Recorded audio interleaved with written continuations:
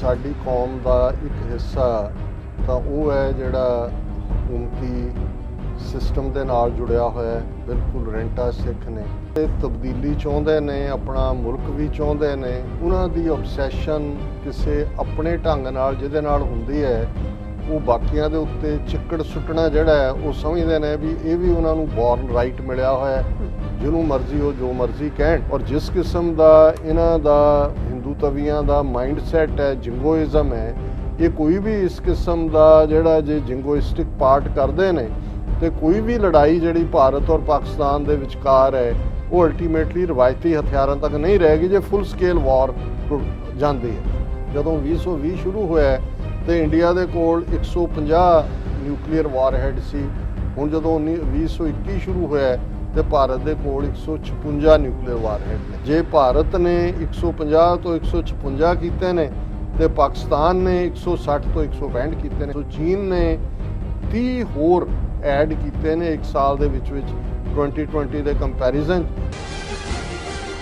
Viewers welcome back to program. So viewers ਹੁਣ ਆਪਾਂ ਗੱਲਬਾਤ ਕਰਨ ਜਾ ਰਹੇ ਹਾਂ ਕਿ ਸਵੀਡਨ ਦੇ ਇੱਕ ਵੱਡੇ ਥਿੰਕ ਟੈਂਕ ਸਿਪਰੀ ਨੇ ਆਪਣੀ 2021 ਦੀ ਰਿਪੋਰਟ ਵਿੱਚ ਇੰਕਸ਼ਾਫ ਕੀਤਾ ਹੈ ਕਿ ਪਾਕਿਸਤਾਨ ਕੋਲ ਇਸ ਵੇਲੇ 165 ਨਿਊਕਲੀਅਰ ਵਾਰਹੈਡ ਹਨ, ਜਦੋਂ ਕਿ ਭਾਰਤ ਕੋਲ 156 ਨਿਊਕਲੀਅਰ ਵਾਰਹੈਡ ਹਨ। ਸੋ ਸਿਪਰੀ ਦੀ ਰਿਪੋਰਟ ਅਨੁਸਾਰ ਚੀਨ ਕੋਲ 350 ਨਿਊਕਲੀਅਰ ਵਾਰਹੈਡ ਹਨ। ਸੋ ਇਸ ਬਾਰੇ ਆਪਾਂ ਵਿਚਾਰ ਚਰਚਾ ਕਰਨ ਜਾ ਰਹੇ ਹਾਂ। ਨਾਲ ਹੀ ਗੁਰਬਾਣੀ ਵਿਚਾਰਾਂ ਦੀ ਸਾਂਝੀ ਤੁਹਾਡੇ ਨਾਲ ਪਾਈ ਜਾਏਗੀ। ਸੋ ਅਸੀਂ ਚਾਹਾਂਗੇ ਕਿ ਤੁਸੀਂ ਨਾਲ ਇਸੇ ਤਰ੍ਹਾਂ ਹੀ ਜੁੜੇ ਰਹਿਣਾ। ਦੇਖਣ ਸੁਣਿਆ ਲਿਖਣ ਲਈ ਤੁਹਾਡਾ ਸਭ ਦਾ ਬਹੁਤ ਬਹੁਤ ਸ਼ੁਕਰੀਆ ਜੀ। ਡਾਕਟਰ ਸਾਹਿਬ ਕੀ ਕਹਿਣਾ ਚਾਹੋਗੇ ਇਸ ਮੁੱਦੇ ਬਾਰੇ?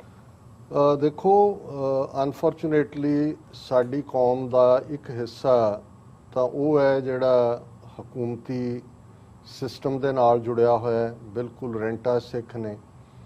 ਇੱਕ ਜਿਹੜੇ ਤਬਦੀਲੀ ਚਾਹੁੰਦੇ ਨੇ, ਆਪਣਾ ਮੁਲਕ ਵੀ ਚਾਹੁੰਦੇ ਨੇ। ਉਹਨਾਂ ਦੀ ਆਬਸੈਸ਼ਨ ਕਿਸੇ ਆਪਣੇ ਢੰਗ ਨਾਲ ਜਿਹਦੇ ਨਾਲ ਹੁੰਦੀ ਹੈ, ਉਹ ਬਾਕੀਆਂ ਦੇ ਉੱਤੇ ਚਿੱਕੜ ਸੁੱਟਣਾ ਜਿਹੜਾ ਹੈ ਉਹ ਸਮਝਦੇ ਨੇ ਵੀ ਇਹ ਵੀ ਉਹਨਾਂ ਨੂੰ ਬੌਰਨ ਰਾਈਟ ਮਿਲਿਆ ਹੋਇਆ ਹੈ, ਜਿਹਨੂੰ ਮਰਜ਼ੀ ਉਹ ਜੋ ਮਰਜ਼ੀ ਕਹਿਣ। ਹਾਲਾਂਕਿ ਸਾਡੀ ਹਮੇਸ਼ਾ ਕੋਸ਼ਿਸ਼ ਹੁੰਦੀ ਹੈ ਕਿ ਭਾਈ ਜਿਹੜੇ ਬੇਸ਼ੱਕ ਸਾਡੇ ਨਾਲ ਨਾ ਵੀ ਸਹਿਮਤ ਹੋਣ, ਅਸੀਂ ਉਹਨਾਂ ਬਾਰੇ ਨਾ ਕਦੇ ਗਲਤ ਜਿਹੜਾ ਜ਼ੁਬਾਨ ਇਸਤੇਮਾਲ ਕਰਦੇ ਹਾਂ। ਮੈਂ ਤਾਂ ਨੋਟਿਸ ਵੀ ਉਹਨਾਂ ਦਾ ਲੈਂਦਾ। ਔਰ ਇਸੇ ਤਰ੍ਹਾਂ ਸਾਡੀ ਈਵਨ ਲਾਈਵ YouTube ਜਾਂ Facebook ਤੇ ਵੀ ਵਨਸ ਇਨ ਅ ਵਾਈਲ ਔਰ ਬਾਅਦ ਦੇ ਵਿੱਚ ਸੈਗਮੈਂਟਸ ਦੇ ਉੱਤੇ ਵੀ ਇਸ ਕਿਸਮ ਦੇ ਕਮੈਂਟ ਵਾਲੇ ਵੀਰ ਆ ਜਾਂਦੇ ਨੇ। ਤੁਹਾਨੂੰ ਮੁਬਾਰਕ। ਜਿਸ ਵੀ ਗਰੁੱਪ ਨਾਲ, ਜਥੇਬੰਦੀ ਨਾਲ ਤੁਹਾਡੀ ਤਸੱਲੀ ਹੁੰਦੀ ਹੈ, ਜੇ ਤੁਹਾਨੂੰ ਸਾਡੇ ਜਿਹੜਾ ਉਹ ਜਿਸ ਲੈਵਲ ਦੇ ਉੱਤੇ ਅਸੀਂ ਗੱਲ ਕਰਦੇ ਹਾਂ, ਸਾਡੇ ਲਈ ਦੁਨੀਆ ਇੱਕ ਵਿਲੇਜ ਵਾਂਗ ਹੈ। ਸਾਊਥ ਏਸ਼ੀਆ ਦੇ ਵਿੱਚ ਕੀ ਤਬਦੀਲੀ ਹੋਣੀ ਹੈ ਉਹ ਬਹੁਤ ਸਾਰੀ ਜੀਓ ਪੋਲਿਟਿਕਸ ਦੇ ਉੱਤੇ ਡਿਪੈਂਡ ਕਰਦੀ ਹੈ। ਔਰ ਪਹਿਲੀ ਵਾਰ ਹੈ ਕਿ ਸਾਊਥ ਏਸ਼ੀਆ ਔਰ ਸਾਡਾ ਖਿੱਤਾ ਇਹਨਾਂ ਪੋਸਟ ਸੈਕੰਡ ਵਰਲਡ ਵਾਰ 'ਚ ਇੱਕ ਫੋਕਸ ਬਣਿਆ। ਉਹਦੇ ਲਈ ਪਾਕਿਸਤਾਨ, ਅਫਗਾਨਿਸਤਾਨ, ਬੰਗਲਾਦੇਸ਼, ਨੇਪਾਲ, ਇਹ ਸਾਰੇ ਅਹਿਮੀਅਤ ਵਾਲੇ ਮੁਲਕ ਨੇ। ਪਾਕਿਸਤਾਨ ਸਾਡੇ ਲਈ ਹੋਰ ਵੀ ਅਹਿਮੀਅਤ ਰੱਖਦਾ ਹੈ। ਸਾਡੇ ਲਈ ਉਹ ਮੁਕੱਦਸ ਧਰਤੀ ਵੀ ਹੈ। ਔਰ ਜ਼ਾਹਰ ਹੈ ਕਿ ਸਾਡਾ ਖਾਲਿਸਤਾਨ ਦਾ ਬਾਰਡਰ ਵੀ ਪਾਕਿਸਤਾਨ ਦੇ ਨਾਲ ਲੱਗਦਾ ਹੈ ਔਰ ਸਾਡਾ ਹੈਰੀਟੇਜ ਵੀ ਹੈ। ਔਰ ਜੇ ਕਿਸੇ ਪਾਸਿਓਂ ਕੋਈ ਸਪੋਰਟ ਦੀ ਰੀਜਨਲ ਹੈ, ਕਦੇ ਵੀ ਨਾ ਅਮਰੀਕਾ ਜਾ ਕੇ ਕਿਤੇ ਕਿਸੇ ਦੀ ਮਦਦ ਤੇ ਬਾਹਰ ਜਾਏਗਾ। ਜੇ ਭਾਰਤ ਨੂੰ ਦੇਖ ਲਿਆ ਗਲਵਾਨ ਵੈਲੀ ਦੇ ਵਿੱਚ ਕੀ ਹੋਇਆ ਉਹਨਾਂ ਦੇ ਨਾਲ। ਸੋ ਮੈਂ ਸਮਝਦਾ ਹਾਂ ਕਿ ਭਾਈ ਤੁਹਾਡਾ ਇੱਕ ਆਪਣਾ ਦਾਇਰਾਕਾਰ ਹੈ। ਆਪਣੇ ਦਾਇਰਾਕਾਰ 'ਚ ਜਿਹਨੂੰ ਤੁਸੀਂ ਵਡਿਆਉਣਾ ਚਾਹੁੰਦੇ ਹੋ, ਜੀ ਸਦਕੇ ਵਡਿਆਓ। ਜਿਹਨੂੰ ਨਵਾਜਣਾ ਚਾਹੁੰਦੇ ਹੋ, ਜੀ ਸਦਕੇ ਨਵਾਜੋ।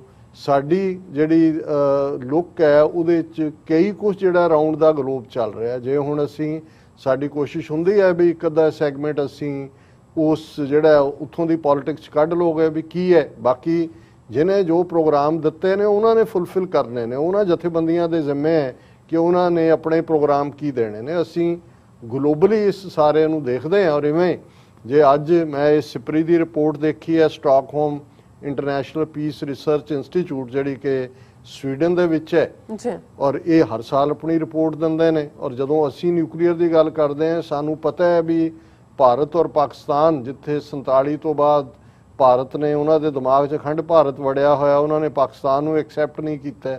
ਪਾਕਿਸਤਾਨ ਇੱਕ ਨਿਊਕਲੀਅਰ ਪਾਵਰ ਬਣ ਗਿਆ, ਬਰਾਬਰ ਦੀ ਧਿਰ ਹੈ। ਔਰ ਜਿਸ ਕਿਸਮ ਦਾ ਇਹਨਾਂ ਦਾ ਹਿੰਦੂ ਤਵੀਆਂ ਦਾ ਮਾਈਂਡ ਸੈਟ ਹੈ, ਜਿੰਗੋਇਜ਼ਮ ਹੈ, ਇਹ ਕੋਈ ਵੀ ਇਸ ਕਿਸਮ ਦਾ ਜਿਹੜਾ ਜੇ ਜਿੰਗੋਇਸਟਿਕ ਪਾਰਟ ਕਰਦੇ ਨੇ ਤੇ ਕੋਈ ਵੀ ਲੜਾਈ ਜਿਹੜੀ ਭਾਰਤ ਔਰ ਪਾਕਿਸਤਾਨ ਦੇ ਵਿਚਕਾਰ ਹੈ ਉਹ ਅਲਟੀਮੇਟਲੀ ਰਵਾਇਤੀ ਹਥਿਆਰਾਂ ਤੱਕ ਨਹੀਂ ਰਹੇਗੀ ਜੇ ਫੁੱਲ ਸਕੇਲ ਵਾਰ ਜਾਂਦੀ ਹੈ, ਉਹ ਨਿਊਕਲੀਅਰ ਬਣੇਗੀ। ਔਰ ਜ਼ਾਹਰ ਹੈ ਸਾਡੀ ਸਿਵਲਾਈਜੇਸ਼ਨ, ਸਾਡਾ ਵਜੂਦ 80% ਸਿੱਖ ਕਮਿਊਨਿਟੀ ਉਹ ਦੋਨੋਂ ਪਾਸੇ ਹੈ, ਦੋਨੋਂ ਪੰਜਾਬਾਂ ਦੇ ਵਿੱਚ ਵਸਦੀ ਹੈ, ਇਧਰੋਂ ਜਮਨਾ ਤੋਂ ਵਾਘਾ ਤੱਕ, ਦੂਸਰੇ ਪਾਸੇ ਵੀ ਜਿਹੜਾ ਹੈ ਉਹ ਸਾਡੇ ਭਰਾ ਭੈਣਾਂ ਹੀ ਨੇ। ਹੁਣ ਇਹਨਾਂ ਹਾਲਾਤਾਂ ਦੇ ਵਿੱਚ ਜੇ ਅਸੀਂ ਇਹਨਾਂ ਇਸ਼ੂਜ਼ ਨੂੰ ਜਿਨ੍ਹਾਂ ਦੀ ਹੋਰ ਇਸ ਲੈਵਲ ਦੇ ਉੱਤੇ, ਔਰ ਇਹ ਕੋਈ ਅੱਜ ਦਾ ਇਸ਼ੂ ਨਹੀਂ ਨੇ ਕਿ ਵੀ ਅਸੀਂ ਸਾਡੇ ਲਈ ਇਹ ਕੋਈ ਅੱਜ ਇੰਪੋਰਟੈਂਟ ਬਣ ਗਏ ਨੇ, ਇਹਨਾਂ ਦੇ ਉੱਤੇ ਸਾਡੀ ਰੈਗੂਲਰ ਟੇਕ ਹੈ 1998 ਤੋਂ ਲੈ ਕੇ, ਉਹਨੂੰ ਤੁਸੀਂ ਫੋਲੋ ਕਰ ਸਕਦੇ ਹੋ। ਔਰ ਉਹਦੇ 'ਚ ਹੁਣ ਅਸੀਂ ਦੇਖ ਰਹੇ ਹਾਂ ਵੀ ਅੱਜ ਜਿਹੜੀ ਇਹਨਾਂ ਦੀ SIPRI in brief in abbreviation form Stockholm International Peace Research Institute ਦਾ ਬਣਦਾ, ਉਹਦੀ ਮੈਂ ਗੱਲ ਕਰਾਂਗਾ।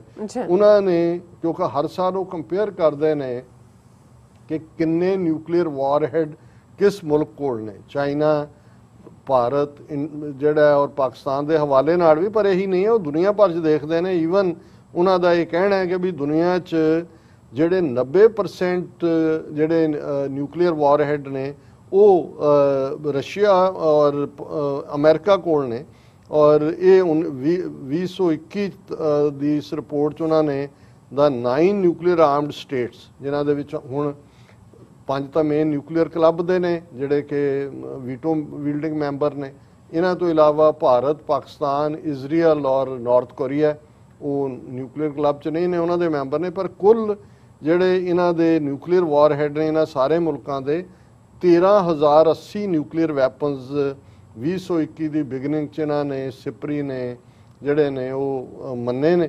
ਔਰ ਇਹਦੇ 'ਚ ਰਸ਼ੀਆ ਔਰ ਅਮਰੀਕਾ ਕੋਲ ਲਗਭਗ 90% ਨੇ। ਲੇਕਿਨ ਅਸੀਂ ਆਪਣੇ ਖਿੱਤੇ ਦੀ ਗੱਲ ਕਰਦੇ ਕਿ ਇਸ ਸਾਲ ਦੀ ਰਿਪੋਰਟ ਦੇ ਮੁਤਾਬਕ India possessed an estimated 156 nuclear warheads at the start of 2021 compared to 150 at the start of last year। ਜਦੋਂ 2020 ਸ਼ੁਰੂ ਹੋਇਆ ਤੇ ਇੰਡੀਆ ਦੇ ਕੋਲ 150 ਨਿਊਕਲੀਅਰ ਵਾਰਹੈਡ ਸੀ। ਹੁਣ ਜਦੋਂ 2021 ਸ਼ੁਰੂ ਹੋਇਆ ਤੇ ਭਾਰਤ ਦੇ ਕੋਲ 156 ਨਿਊਕਲੀਅਰ ਵਾਰਹੈਡ ਨੇ। while Pakistan had 165 warheads up from 160 in 2020।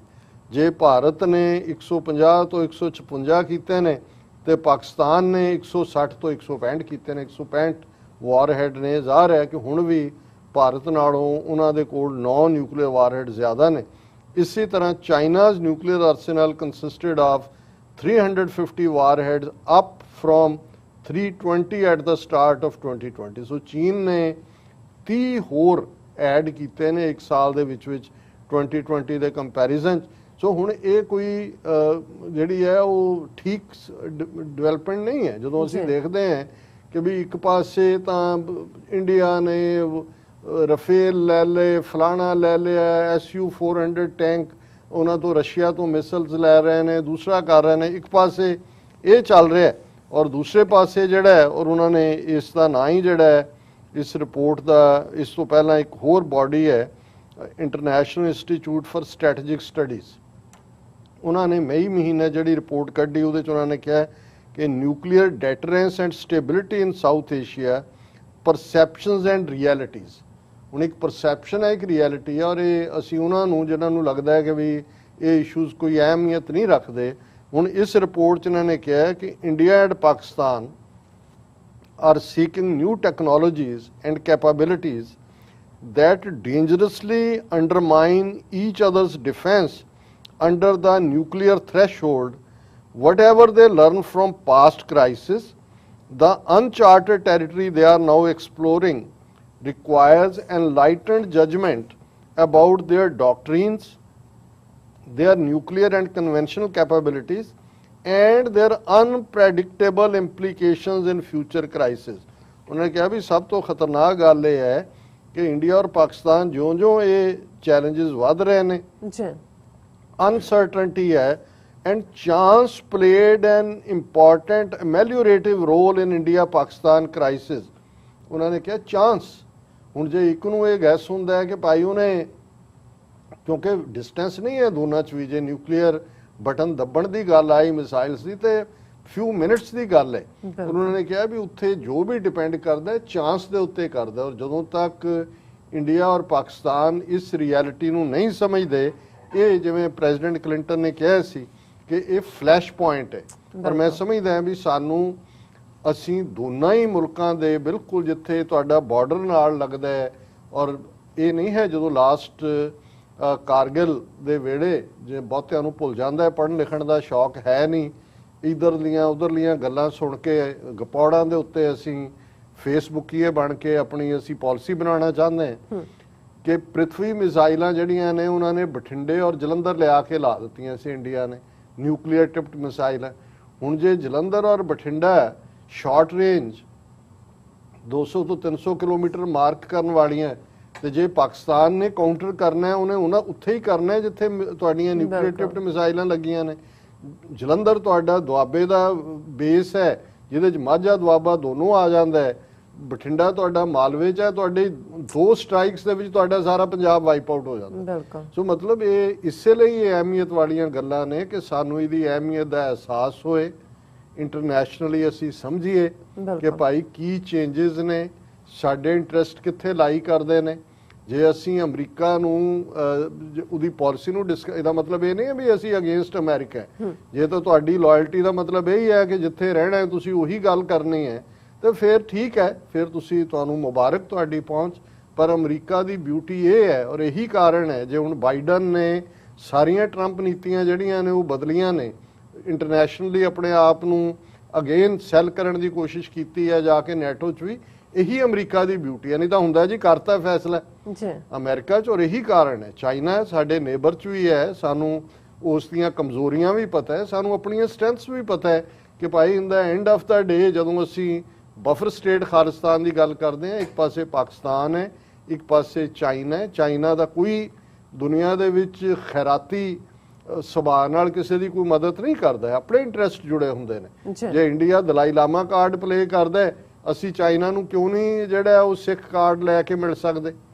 ਔਰ ਇਸੇ ਤਰੀਕੇ ਦੇ ਨਾਲ ਜੇ ਕੋਈ ਕਹੇ ਜੀ ਇਹ ਤਾਂ ਬਦਲਾ ਲੈ ਰਿਹਾ ਜੀ, ਪਾਕਿਸਤਾਨ ਬੰਗਲਾਦੇਸ਼ ਦਾ ਬਦਲਾ ਲੈ ਰਿਹਾ, ਕਿਉਂ ਨਾ ਲੈ ਬਦਲਾ ਉਹ। ਜੇ ਉਹਦੇ ਬਦਲਾ ਲੈਣ 'ਚ ਵੀ ਸਿੱਖਾਂ ਦਾ ਕੁਝ ਬਣਦਾ ਹੈ ਤੇ ਫਿਰ ਸਾਡੇ ਢਿੱਡ 'ਚ ਕਿਉਂ ਪੀੜ ਹੁੰਦੀ ਹੈ। ਬਿਲਕੁਲ। ਸੋ ਮੈਂ ਬਹੁਤ ਵਾਰੀ ਰਿਐਕਟ ਨਹੀਂ ਕਰਦਾ ਹੁੰਦਾ, ਲੇਕਿਨ ਕਈ ਵਾਰ ਤੁਹਾਨੂੰ ਇਹ ਲੱਗਣ ਲੱਗ ਜਾਂਦਾ ਕਿ ਭਾਈ ਅਸੀਂ ਇਹ ਅੰਨਿਆਂ ਦੇ ਸ਼ਹਿਰ ਦੇ ਵਿੱਚ ਐਨਕਾਂ ਵੇਚ ਰਹੇ ਵੀ ਜਿਨ੍ਹਾਂ ਨੂੰ ਤੁਸੀਂ ਇਹ ਕਹੀ ਜਾਓ ਜੀ ਫਲਾਣੇ ਦੇ ਇੰਨੇ ਹਜ਼ਾਰ ਵਿਊ ਨੇ, ਫਲਾਣੇ ਦੇ ਇੰਨੇ ਲੱਖ ਨੇ, ਉਹਦੇ ਮੋਦੀ ਦਾ ਸਭ ਤੋਂ ਜ਼ਿਆਦਾ ਉਹਦਾ ਟਵਿੱਟਰ ਅਕਾਊਂਟ ਹੈ, ਫਿਰ ਉਹਦੇ ਗੁਣ ਗਾਓ। ਅਸੀਂ ਇਸ ਗੱਲ 'ਚ ਯਕੀਨ, ਸਾਡਾ ਇਹ ਮੰਨਣਾ ਕਿ ਸੱਚ ਦਾ ਆਪਣਾ ਭਾਰ ਹੁੰਦਾ ਹੈ, ਅਸੀਂ ਸੱਚ ਦੇ ਉੱਤੇ ਖੜੇ ਹਾਂ, ਸਾਨੂੰ ਪਤਾ ਹੈ ਅਸੀਂ ਕਿਸ ਪਾਸੇ ਕਿੰਨੇ ਰੂਮ 'ਚ ਪਲੇ ਕਰਨਾ, ਔਰ ਅਸੀਂ ਆਪਣੀ ਔਕਾਤ ਦੇ ਵਿੱਚ ਰਹਿ ਕੇ, ਸਾਨੂੰ ਇਹ ਵੀ ਨਹੀਂ ਹੈ ਗਿਣਤੀ ਮਿਣਤੀ ਕਿ ਭਾਈ ਸਾਡੇ ਜੇ ਵਿਊਅਰ ਹੀ ਵਧਾਣੇ ਹੋਣ ਤਾਂ ਫਿਰ ਬਹੁਤ ਸਾਰੇ ਤਰੀਕੇ ਨੇ, ਲੇਕਿਨ ਅਸੀਂ ਜਿੰਨੇ ਸਾਡੇ ਨਾਲ ਜੁੜੇ ਨੇ ਅਸੀਂ ਇੱਕ ਇਮਾਨਦਾਰੀ ਦੇ ਨਾਲ ਆਪਣੀ ਪਹੁੰਚ ਲੈ ਕੇ ਇਸ ਪਾਸੇ ਵੱਲ ਵਧੇ। ਔਰ ਮੈਂ ਕਿਉਂਕਿ ਵਕਤ ਵੱਲ ਵੀ ਦੇਖ ਰਹੇ, ਔਰ ਅਸੀਂ ਰੂਹਾਨੀਅਤ ਦੀ ਗੱਲ ਵੀ ਸਾਡਾ ਹਿੱਸਾ ਹੁੰਦਾ ਹੈ। ਹਾਲਾਂਕਿ ਸਾਡੀ ਕੋਸ਼ਿਸ਼ ਇਹ ਵੀ ਹੁੰਦੀ ਹੈ ਵੀ ਇਹਨੂੰ ਵੱਧ ਤੋਂ ਵੱਧ ਵਕਤ ਦਈਏ, ਪਰ ਇੱਥੋਂ ਤੱਕ ਪਹੁੰਚਦੇ ਹਾਂ ਘੱਟ ਤੋਂ ਘੱਟ ਵਕਤ ਤੱਕ ਪਹੁੰਚ ਜਾਈਦਾ। ਕਬੀਰ ਸਾਹਿਬ ਨੇ ਜੋਗੀ, ਕਿਉਂਕਿ ਇੱਕ ਗੱਲ ਦਾ ਧਿਆਨ ਰਿਹਾ ਕਿ ਸਾਡੇ ਖਿੱਤੇ ਦੇ ਵਿੱਚ 15ਵੀਂ ਸਦੀ 'ਚ ਵੀ ਜੋਗ ਮੱਤ, ਔਰ ਅੱਜ ਵੀ ਟਿੱਲਾ ਜੋਗੀਆਂ ਰੋਹਤਾਸ ਜ਼ਿਲ੍ਹੇ ਦੇ ਵਿੱਚ ਰਾਂਝੇ ਨਾਲ ਵੀ ਜੁੜਦਾ ਹੈ, ਗੋਰਖਨਾਥ ਵੀ, ਮਛੰਦਰਨਾਥ ਵੀ, ਗੁਰੂ ਨਾਨਕ ਸਾਹਿਬ ਦੀ ਪੂਰੀ ਬਾਣੀ ਸਿੱਧ ਗੋਸ਼ਟ ਹੈ, ਸਿੱਧ ਜੋਗੀ ਬਹੁਤ ਪਾਵਰਫੁਲ ਸੀ, ਇਹਨਾਂ ਦਾ ਲੋਕਾਂ 'ਚ ਬਹੁਤ ਜ਼ਿਆਦਾ ਇਨਫਲੂਐਂਸ ਸੀ। ਕੰਨਾਂ 'ਚ ਮੁੰਦਰਾਂ, ਸਿਰ ਤੇ ਸਵਾ, ਗੋਦੜੀ ਪਾਉਂਦੇ ਸੀ, ਉਹਨੂੰ ਤੂੰਬੀ, ਜਿਹਨੂੰ ਅਸੀਂ ਸਧਾਰਨ ਬੋਲੀ 'ਚ ਤੂੰਬੀ ਕਹਿੰਦੇ, ਸਿੰਘੀ ਕਹਿੰਦੇ ਸੀ, ਉਸ ਨੂੰ ਵਜਾਣਾ, ਔਲਖ ਨਿਰੰਜਨ ਕਰਨਾ। ਸੋ ਕਬੀਰ ਸਾਹਿਬ ਨੇ ਇਸ ਸ਼ਬਦ ਦੇ ਵਿੱਚ ਜੋਗੀਆਂ ਦਾ ਸਾਰਾ ਸਿੰਬੋਲਿਜ਼ਮ ਇਸਤੇਮਾਲ ਕਰਕੇ ਕਿਹਾ ਕਿ ਭਾਈ ਇਹ ਫਜ਼ੂਲ ਦੇ ਕੰਮ ਨੇ, ਅਲਟੀਮੇਟਲੀ ਰੱਬ ਦੇ ਨਾਲ ਪਿਆਰ, ਰੱਬ ਦੀ ਯਾਦ ਦੇ ਵਿੱਚ ਜੁੜਨਾ, ਰੱਬ ਦੀ ਇਬਾਦਤ ਜੁੜਨਾ, ਇਹੀ ਜਿਹੜਾ ਅਲਟੀਮੇਟਲੀ ਤੁਹਾਨੂੰ ਰੱਬ ਦੇ ਪਿਆਰ ਦੇ ਨਾਲ ਤੁਸੀਂ ਰੱਬ ਨੂੰ ਪਾਉਂਦੇ ਹੋ। ਸੁਰਤ ਸਿਮਰਤ ਦੋਏ ਕੰਨੀ ਮੁੰਦਾ, ਪਰਮਿਤ ਬਾਹਰ ਖਿੰਥਾ, ਸੁਨ ਗੁਫਾ ਮੈਂ ਆਸਣ ਬੈਸਨ, ਕਲਪ ਬਿਵਰਜਤ ਪੰਥਾ, ਮੇਰੇ ਰਾਜਨ ਮੈਂ ਬੈਰਾਗੀ ਜੋਗੀ, ਮਰਤ ਨਾ ਸੋਗ ਬਿਯੋਗੀ ਰਹਾਓ। ਉਹਨੇ ਜੋਗੀਆਂ ਨੂੰ ਐਡਰੈਸ ਕਰਦਿਆਂ ਹੀ ਕਬੀਰ ਸਾਹਿਬ ਕਹਿੰਦੇ ਨੇ ਕਿ ਭਾਈ ਮੈਂ ਕੰਨ 'ਚ ਮੁੰਦਰਾਂ ਨਹੀਂ ਪਾਈਆਂ ਹੋਈਆਂ, ਪਰ ਰੱਬ ਦੀ ਸਿਫਤ ਸਲਾਹ ਸੁਣਨਾ ਔਰ ਉਹਨੂੰ ਯਾਦ ਰੱਖਣਾ, ਉਹਨੂੰ ਆਪਣੇ ਸਿਮਰਨ 'ਚ ਲਿਆਉਣਾ, ਇਹ ਮੇਰੇ ਕੰਨ 'ਚ ਪਾਈਆਂ ਹੋਈਆਂ ਮੁੰਦਰਾਂ ਨੇ। मैं बाहर खफनी नहीं पाई हुई, पर दूसरे दी इस भले दे विच रहिंदिआं रब दे असल ज्ञान नूं समझना परमित हुंदा है, जिहदे च बिल्कुल सॉलिड नॉलेज लैना। ये मेरी जिहड़ी है ये मैं खफनी पाई हुई है, खिंथा खफनी नूं जिहड़ा बाहर गोदड़ी पाउंदे ने।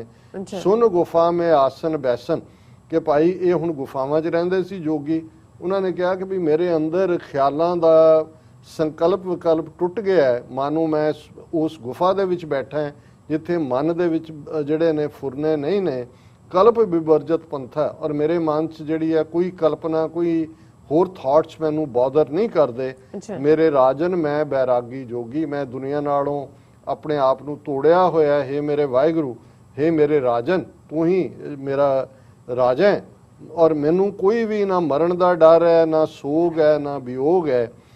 खंड ब्रह्मंड में सिंगी मेरा बटुआ, सब जग पसमा धारी, ताड़ी लागी त्रिपल पलटी है, छूटा होए पसारी। कि हुण एक वो सिंगी, जिवें मैं कहा कि वो तूंबी दे विच तार जिहड़ी हुंदी है, उस नूं उहनूं कबीर साहब कहंदे ने कि मैं उस रब दी याद दे विच जुड़िया होया, मानो उहदी तार उहदी आवाज़ खंडां ब्रह्मंडां दे विच रब दी होंद मैनूं नज़र आंदी। यही मेरा बटुआ है। वो बटुए च भस्म रखदे सी, स्वाह रखदे सी। ताड़ी लागी त्रिपल पलटी है, छूटा होए पसारी, कि मेरी समाधि हमेशा लगी हुई है रब दी याद दे विच, और मैं इस सारे दुनिया दे पसारे तो आज़ाद हैं। मन पवन दोए तूंबा करी है, जुग जुग सारद साजी, थिर पई तंती टूटस नाही, अनहद किंगरी बाजी। कि भाई मैं अपने मन दे अंदर उसकी याद नूं जिहड़ा है वो तूंबा बनाया होया वजान वाला, और ये जिहड़ा है सारद हुंदा है, जिहड़ी उस दे विच एक फट्टी हुंदी है, ये मेरा साज है। और थिर पई तंती टूटस नाई, क्योंकि मेरे अंदर रब दी बंदगी लगातारता नाल चलदी है, तार कदे टुटदी नहीं। ये अनहद वजन वाली किंगरी है, ये हमेशा उस रब दी याद है। सुन मन मगन पए हैं पूरे, माया डोल ना लागी, कहो कबीर ताको पुनरप जन्म नहीं, खेल गयो बैरागी।